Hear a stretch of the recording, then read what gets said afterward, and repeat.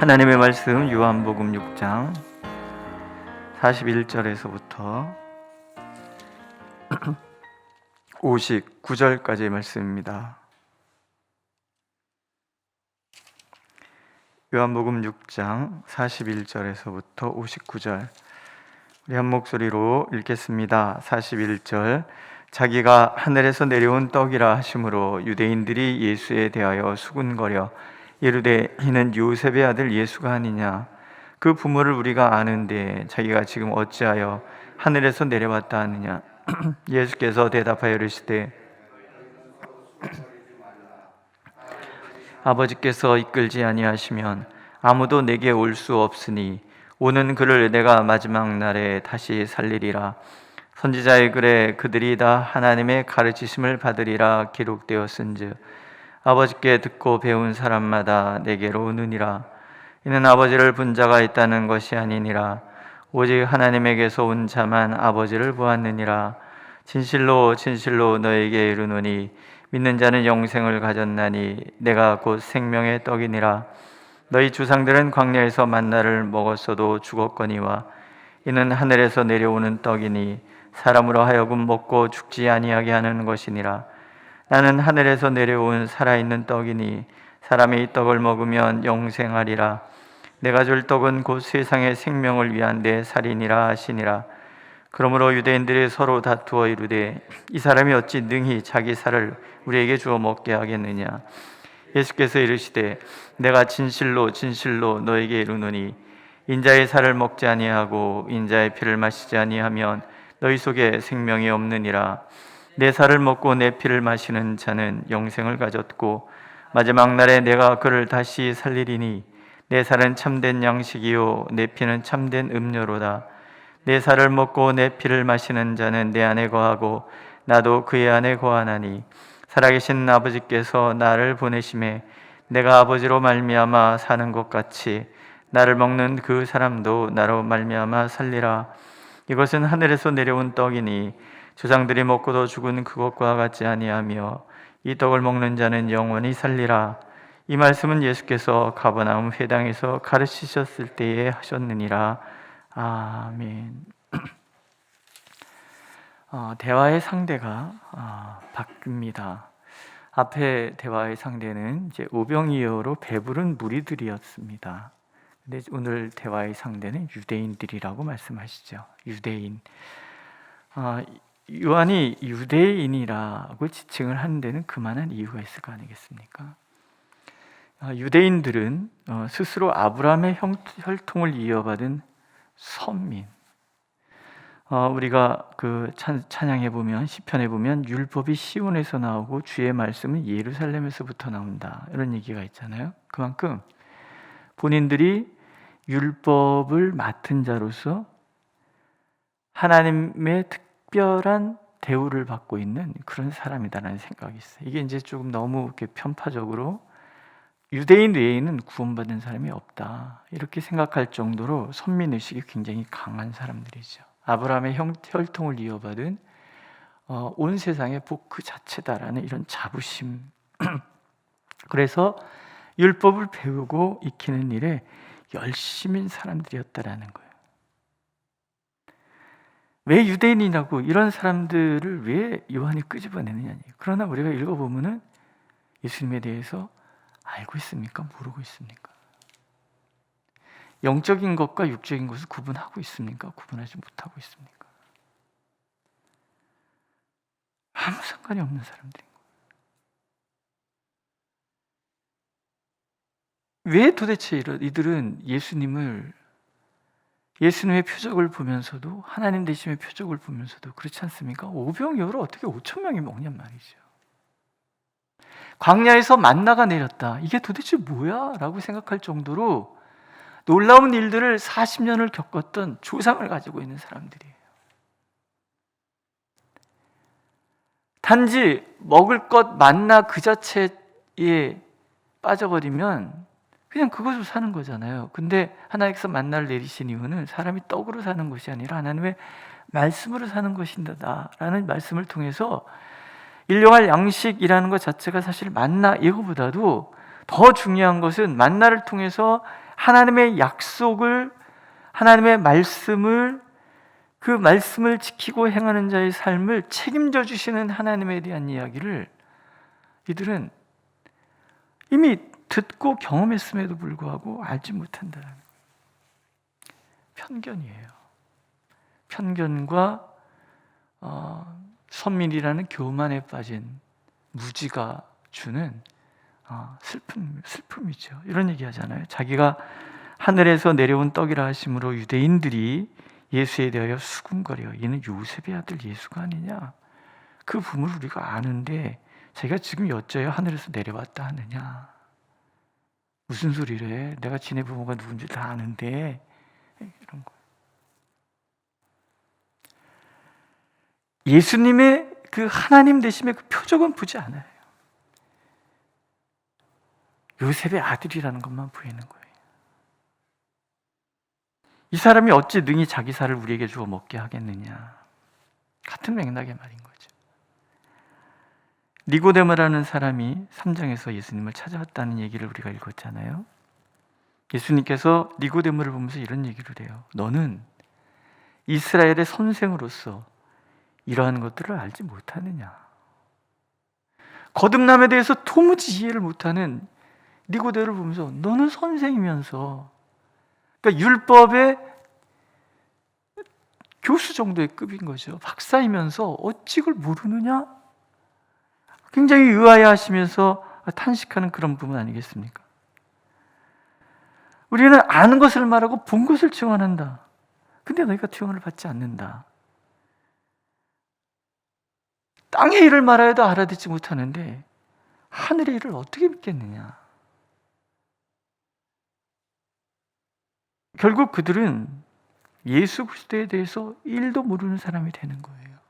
지도자의 수준이 그러하니 보편적인 유대인의 영적 수준이 어느 정도인지 우리가 알 수 있는 거 아니겠습니까? 오늘 이런 중요한 얘기를 하시죠. 아버지께 듣고 배운 사람마다 내게도 오느니라. 유대인들에 대한 탄식이에요. 이들이 율법을 가졌고 하나님의 택함받은 선민이었던 것은 분명합니다. 그러나 그들은 율법을 통해서 율법, 구약 성경이 선지자들이 전해준 그 모든 말씀이 예수 그리스도께로 향하고 있다는 것을 그들은 별개로 생각하고 있다는 거예요. 알지 못한다는 거예요. 결국 그것은 아버지 하나님께 듣고 배우지 않는다는 거예요. 다른 복음에서는 사람의 교훈이나 장로의 유전이라는 얘기를 하시죠. 하나님과는 전혀 별개의 것들.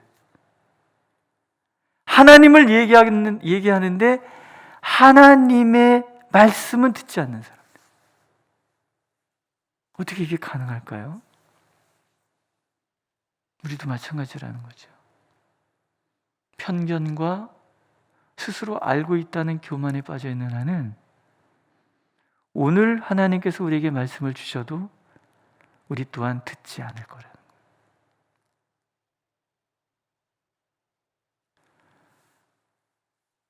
메타의식이라는 얘기 가끔 들으시잖아요. 메타의식. 편견 없이, 제가 그냥 해석하는 그런 거예요. 편견 없이 다른 사람 입장에 서서 생각해 볼 수 있는 능력. 그러나 어떻게 생각되십니까? 연세가 드서 가시면서 지난번에도 김 목사님이 얘기하시던데 우리 안에 어떤 경직되어 있는 그 고집들이 자꾸 생기지 않으십니까? 내가 경험하고 아는 것이 전부라고 생각하는 마음들이 자꾸 생기지 않으십니까? 그래서 내가 익숙한 것과 다른 것이라 그러면 배타적으로 나가고자 하는 그런 마음이 자꾸 생기지 않으십니까? 그걸 젊은이들은 꼰대라 그럽니다. 하나님 앞에서도 우리가 그런 의식을 가질 수 있다는 거예요. 내가 지금까지 경험해온 것들이 전부라고 생각하는 한은 오늘 지금 당장 하나님이 오셔서 말씀하셔도 우리는 거부할 수 있다는 거예요. 틀리니까, 내가 배워먹고 생각한 거랑 틀리니까. 결국은 예수 그리스도께 와서 예수 그리스도의 가르침을 묵상하고 그것을 내가 내 양식으로 삼고 내 음료로 삼지 않는다면 우리도 이 편견의 벽에 갇혀서 오늘 하나님이 내게 말씀을 주셔도 전혀 받아들이지 않는 유대인이 될 수가 있다라는 거죠. 한마디로 규정해서 이건 하나님 없는 마음인 거예요. 결국 우리가 할 일은 한 가지밖에 없어요. 예수님의 살과 피를 먹고 마셔야 되는 거예요. 예수님을 먹고 섭취한다는 말은 예수님을 가르치는 이 말씀을 우리가 계속 먹고 소화하고 이해해야 되는. 어떤 분이 그러더라고요. 말씀을 읽는데 말씀이 느껴지지 않는다 그러면 그건 지금 내 신앙이 죽어가고 있다라는. 또 어떤 분은 이런 얘기를 해. 늘 이렇게 성경 공부를 가르치고 이제 지도자로서 이렇게 교회에서 여러 그룹의 성경 공부를 하고 계신데 그분이 언제 성경 공부를 그만둘 것인가 이런 얘기를 하세요. 하나님의 말씀이 깨달아지지 않는다면 그때 멈추겠다. 근데 그 얘기를 들으면서 제가 생각을 해봤어요. 이 설교가 이렇게 계속 반복, 이제 이렇게 막 연말 연시가 되면요, 주일 낮 예배 설교 준비하는 것 같은 설교를 계속 준비를 해야 돼. 거기다가 이제 신년 새벽 신년 기도회 같은 게 있잖아요. 그러면은 그 분량의 말씀 준비를 계속 해야 돼요. 그러다 보면은 무슨 생각이 드냐면 내가 설교 기계인가? 그런 생각이 들어요. 영혼 없는 설교라는 얘기 혹시 들어보셨습니까? 말씀을 그럴듯하게 하는데 이 말씀과 내가 자꾸 분리가 되는 거예요. 전해야 되기 때문에 내가 이 시간을 담당했기 때문에 하는 것이지 이것이 내 살이 되고 내 피가 되고 이런 상황이 아닌 말씀들을 마구잡이로 얘기할 수 있다는 거죠. 그럴 때는 사실은 설교를 멈춰야 되거든요. 그런 것들이 내게 일어나지 않도록 매일 말씀을 읽고 매일 말씀을 묵상해요. 말씀을 읽어가다가 넘어가지 못하고 거기서 멈춰서서 가만히 그 말씀에 다시 집중할 수밖에 없는 그런 상태가 사실은 매일매일 있어야 된다는 거예요.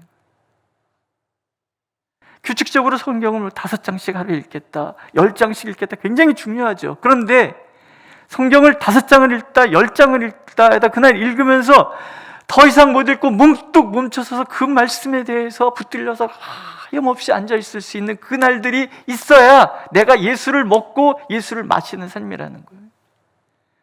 거기에서 변화가 일어나잖아요.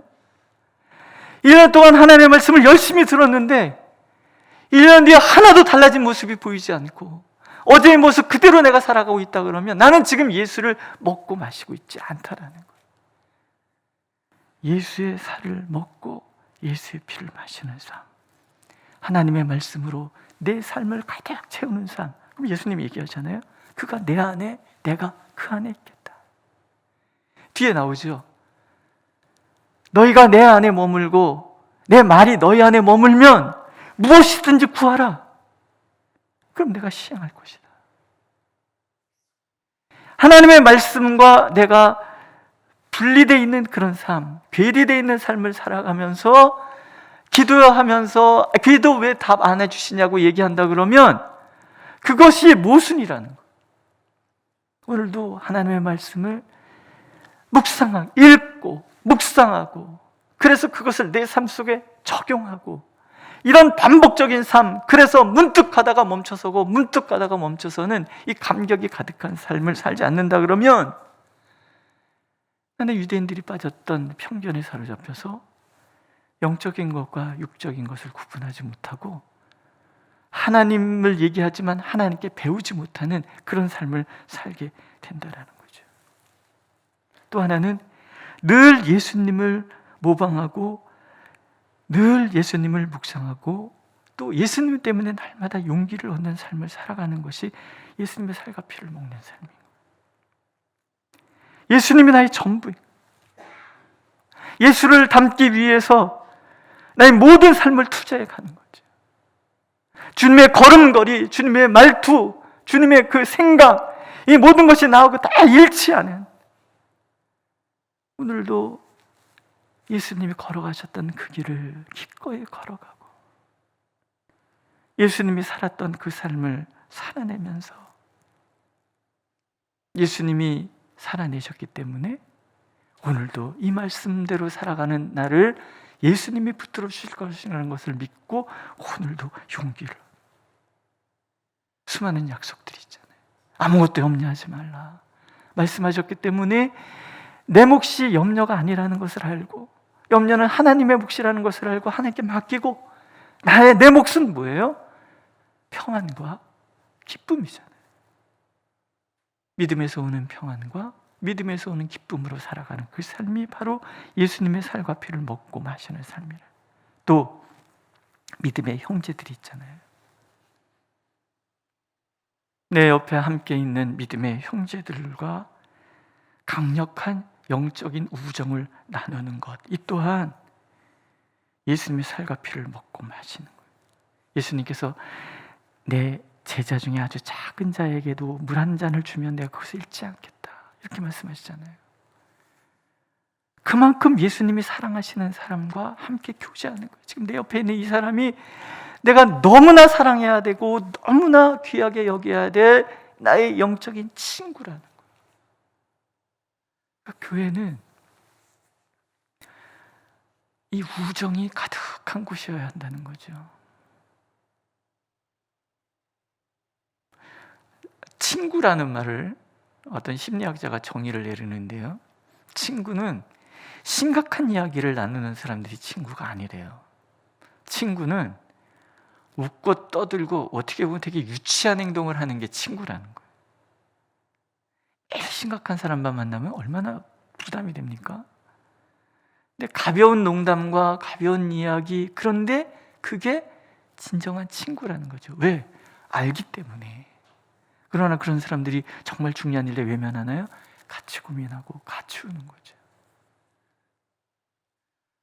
이 교회 공동체 안에서 우리가 그렇게 내 옆에 있는 형제와 자매들이 찐친, 요즘 아이들이 말하는 찐친, 진짜 친한 친구, 그 사랑 안에 교제하고, 그래서 예수님 만남 즐거움을 서로 나누는 그런 관계 속에서 우리가 머물러 있을 때, 그것을 예수님께서는 살과 피를 먹는 것이라고 얘기해요. 왜? 예수의 이름으로 두세 사람이 모인 곳에 누가 계시다고 그랬어요? 예수께서 계시다고 그랬잖아요. 두세 사람이 모여서 땅에서 묶으면 하늘에서 묶이고 땅에서 풀면 하늘에서 풀리는 권세를 주셨다고 약속하시잖아요. 오늘도 하나님, 우리가 그런 하나님의 능력에 사로잡혀서 예수님의 그 살과 피를 먹는 것처럼 그렇게 예수의 생명을 내 안에 품고 예수의 생명을 그렇게 함께 나누며 그렇게 주님 안에서 주님과 동행하는 삶을 살아가길 원하십니다. 그러면 우리 안에 주님께서 계시겠다고 약속하고 계십니다. 그 복을 누리는 저와 여러분들이 되시기를 하나님은 간절히 원하고 계십니다. 기도하겠습니다. 우리의 영적인 눈이 떠지게 하시옵소서.